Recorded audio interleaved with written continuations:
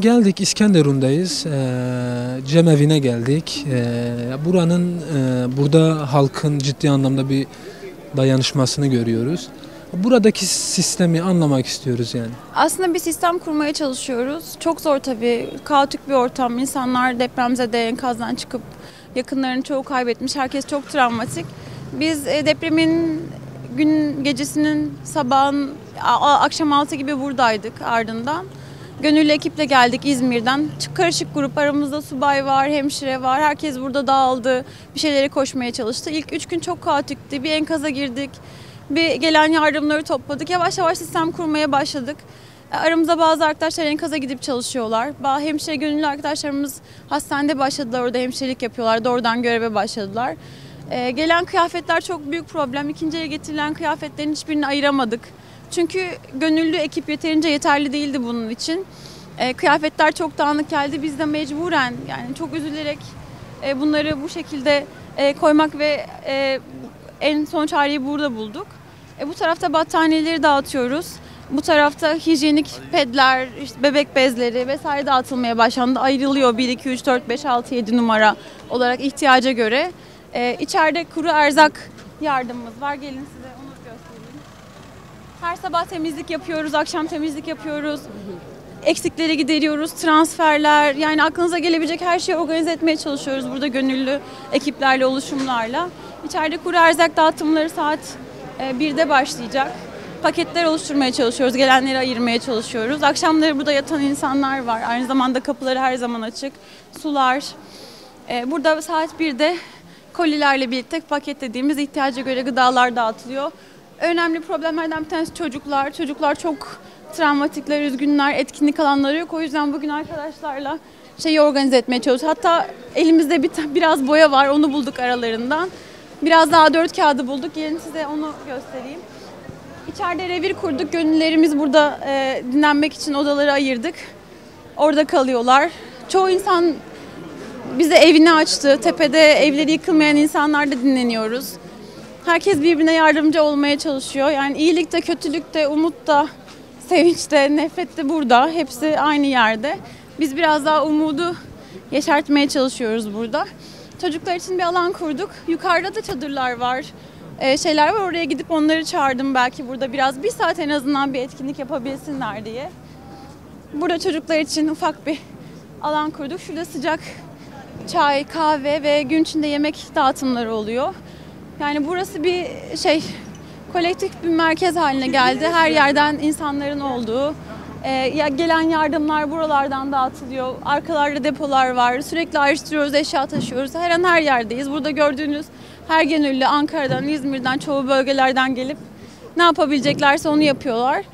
6. günde ancak buraya getirebildik. Ya zamanla da organizasyonu kurmaya çalışıyoruz. Hepimiz işlerimizi, güçlerimizi, her şeyimizi bıraktık. Ne zaman döneceğimi ben de bilmiyorum. Bu şekilde buradayız. Son olarak varsa bir çağrınız, mesajınız, onu da alalım. Lütfen organize olsunlar. Bu bölge deprem zamanlarında ilk bir hafta herkes vicdanını rahatlatmak için ellerinden ne varsa onları koyuyorlar. Ama mesela ikinci el çoraplarını koymuşlar, dağınık bir şekilde kıyafetleri koymuşlar. Anlıyorum, vicdanlarını rahatlatmaya çalışıyorum ama buradaki insanların da temiz kıyafetleri, sıfır kıyafetlere ihtiyaçları var. Böyle olsun istemiyoruz. O yüzden lütfen doğru adreslere ihtiyaçları iletsinler. Hastalar çok büyük problem. Kanser hastalarının ilaçları yok. Hasta bezleri çok eksik. Çocukların organizasyon, etkinlik, boya vesaire bunlar yok. Tabii ki böyle ilk başlarda bunlar düşünülmüyor. Çok büyük bir alan, deprem alanı. Yaklaşık 10 il, baştan sona gittiğinde belki 10 saat otobüste süren bir alan. Kaotik bir ortam var. Buraların bırakılmaması gerekiyor. Sürdürülebilir bir şekilde yardımların devam edeceği bir sistem oluşturmak gerekiyor. O yüzden hatta yani şurada çadır kuruluyor. Yanında yaşayan aileler orada çadırın kurulduğunu haberdar değil. Yani hiç kimse birbirinden ne yaptığından haberdar olmadığı zanlar oluyor. Biraz da biz onları buradaki gönüllü arkadaşlarla organize etmeye çalışıyoruz. Şimdilik bu şekilde. Umarım daha da zamanla daha da iyi hale gelir. Çok teşekkürler, çok geçmiş olsun. Sağ olun, kolay gelsin. Merhaba, çok geçmiş olsun. Merhabalar, teşekkürler. Ya biz bugün geldik, İskenderun'dayız. Yani depremi burası için nasıl değerlendirmek istersiniz? Burada İskenderun'da çeşitli yerlerde hala enkazlar var. Yani birçok yerde yıkıntılar var. Bazı binalarda büyük oranda hasarlı ve içine girilemiyor. Zaten buradaki insanlar da evlerine girmeye korkuyorlar sağlam olsa bile. Ama maalesef burada yani yeterli derecede çadır, konteyner vesaire herhangi bir güvenli yerleşim barınma alanı bulunmuyor. O yüzden insanlar sokakta işte ateş yakıp ya da kendi imkanlarıyla böyle derme çatma çadırlarda kalıyorlar. Ya da işte hasarlı binalara geri girip kalmak zorunda kalıyorlar. Peki burada halkın yani kendi içindeki dayanışması nasıl? Çok güçlüdür diyebilir miyiz? Evet, burada yani bulunduğumuz yerdeki tüm işlerde burada erzak dağıtılıyor her gün, yemekler veriliyor, kahvaltı veriliyor, kıyafet dağıtılıyor ihtiyacı olan insanlara. Burada işte şehir dışından gelen gönüllüler var. Yine depremzede olup burada gönüllü olarak buradaki işleri yapan insanlar da var. Yani gerçekten buradaki dayanışma tamamen herkesin gönüllülüğü üzerine işliyor. Depremin yaşandığı birçok bölgede halkın aynı zamanda iktidara dönük de büyük bir tepkisi var. İşte arama kurtarma faaliyetlerinin işte çok yetersiz kalması noktasında. Bu anlamda ne söylemek istersiniz? Yani herkes zaten bir isyan halinde kendi çapında. Yani insanlar gerçekten yeterince bir arama kurtarma çalışması yapılmamış. İnsanlar donarak ölmüş. Herkesten bunu duyuyoruz. Depremzedeler hep bunları anlatıyorlar. Çok yalnız bırakılmış hissediyorlar. O yüzden böyle şehir dışından gelen gönüllü insanlara vesaire çok minnettarlar. Çünkü o dayanışmayı ve gerekli gösterilmesi gereken çabayı devlet tarafından görmemişler. Son olarak varsa bir çağrınız. Yani burada gerçekten çok büyük erzak, insan gücü taşımak için eşya, burada sürekli tırlar indiriliyor. İnsanların yani buradaki gönüllü insanlar 7/24 çalışıyor. O yüzden hani kim gelebiliyorsa ya da gelemiyorsa bile ne kadar yardım ediyorsa buraya her şeyi ulaştırması gerekiyor. Çok teşekkürler, çok geçmiş. Merhaba, çok geçmiş olsun. Merhabalar, çok sağ olun. Biz bugün geldik, İskenderun'dayız. Buradaki o atmosferi anlamaya çalışıyoruz. Yani depremi İskenderun için nasıl değerlendirmek istersiniz? Ya İskenderun'da durum biraz daha iyi. Yani iyi dediğim diğer yerlere nispetle aslında iyi. Yani buradaki durum normal bir insani yaşam şartlarına baktığımız zaman buradaki durum da berbat. Ama ben 2 gün önce Antakya'daydım ve oradaki kaosu size anlatamam. Yani demin de söylediğim gibi gözümün önünde Suriyeli adamın kafasını dağıttılar bildiğiniz. Aramda bu kadar sizin kadar mesafe var ve insanın akıl sağlığını koruması gerçekten çok zor. Yani İskenderun için durum biraz daha iyi. Burada insanlar erzak geliyor buraya. Biz bir şekilde ulaştırıyoruz. Yardımlaşarak, buradaki insanlarla yardımlaşarak ulaştırabiliyoruz. Ama orada Antakya'da bildiğin insanlar kendi kanunlarını koymuşlar ve ona göre yaşıyor gibiler. Sokaklarda cesetler var. Koku başlamış. Başta da biz gittiğimizde de vardı. Ve orada şu an ölü sayıları kaç oldu bilmiyorum ama yani kesinlikle 2 katı vardır açıklanan rakamlarla. Orada hayvan gömer gibi, hayvanları çöpe atar gibi insan gömüyorlar. 8-9 kişilik. 8-9 tane insanı aynı mezarın içine atıp gömüyorlar. Biz dün bir tane Antakya'da bir ilçenin CHP Belediye Başkan Yardımcısıyla konuştuk. Ve adam bize durumu anlatırken ağlayacaktı. Gözleri doldu ve 2 kere linç tehlikesi geçirmiş. Bizim de gözümüzün önünde kaç kişiyi linç ettiler. Adamı uçurumdan aşağı atacaklardı.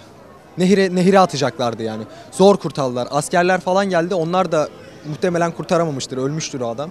Yani orada bildiğiniz bir kaos var. Ve insanlar ailelerini enkaz altından kurtarmaya çalışıyor. AFAD ekipleri, Kızılay ekipleri var ama yetemiyorlar. Yani hiçbir şey yapamıyorlar orada. Böyle ciddi sıkıntılar var. İnsanın akıl sağlığını koruması gerçekten çok zor.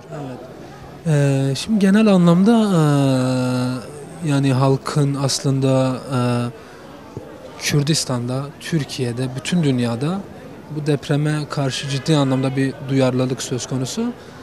Yani biz şunu da diyebilir miyiz? Yani devletin de bu duyarlılığın aslında bir parçası olması aslında. Bunu diyebilir miyiz? Yani devlet tüm gereklilikleri yerine getirdi mi yani? Bak bu yıkılan binaları görüyorsun değil mi? Bak insanlar perişan halde burada. Ben kaç tane sahipsiz çocuk gördüm orada. Bu devlet yani şöyle söyleyeyim. Bir kere en başından sıkıntı var. Bu binaların yapılmasına izin veren şerefsiz alçakların hesabının sorulması gerekiyor yani. Bu insanların bu hesabı soracak. Bak kaç tane çocuk gördüm ben dün Antakya'da burada sahipsiz. Yani insanların durumunu burada bir görseniz onlara anlatamazsınız. Yani hiçbir sabır, bak ben izliyorum, haberleri görüyorum. İşte halkımız gereken sabrı gösterecek falan filan diyorlar. Yani belki İstanbul'da ya da herhangi bir İzmir'de, orada burada insanlara bunu yedirebilirler ama buradaki insanlara bunu yediremezler abi. Yani bu hali, bu durumu burada görmüş insana bu sabır edin diyerek yani bu işin üstesinden gelemezler. İnsanların burada ne durumda olduğunu ben gördüm. Kendi birinci elden gördüm, yani kendi gözümle gördüm. Ağlayan insanlar bir yerde. Daha dün bir insanla konuştum. Yani biz okullara gittik. Okullar şu an sağlam durumda. Erzak dağıtımı yaptık. Ve dışarıda arabanın içinde bir tane kadın ağlıyordu. Salya sümük ağlıyordu. O kadar içler acısı durumdaydı ki. Ben gittim yanına, halini hatırını sordum ve kadın bana dediği şey şu: 10 senelik arkadaşım, 1 senelik de nişanlımdı. Enkaz altında kaybettik. Ailesiyle beraber arabanın içinde kalıyor ve arabaları acayip küçük zaten. Annesi babası bir kişi, insani, yani burada tamamen bir vahşet var. Dediğim gibi o sabırı belki İzmir'de, İstanbul'daki insanlara söyleyerek yedirebilirler. Ama o arabanın içinde ağlayan kadına bunu söyleyemezler, sabret diyemezler abi. Bakın bu binaların altında kaç tane insan öldü. Ve onun gibi ağlayan sokaklarda binlerce insan var. Daha 2 gün önce buralarda geziyordum. Daha dışarı çıkmaya psikolojim el vermedi. Ateş yakmışlar. Soğuklarda insanlar nasıl yatıyorlar? Hadi gelip onlara söylesinler sabredin diye. Bakın bakalım nasıl tepki alıyorlar.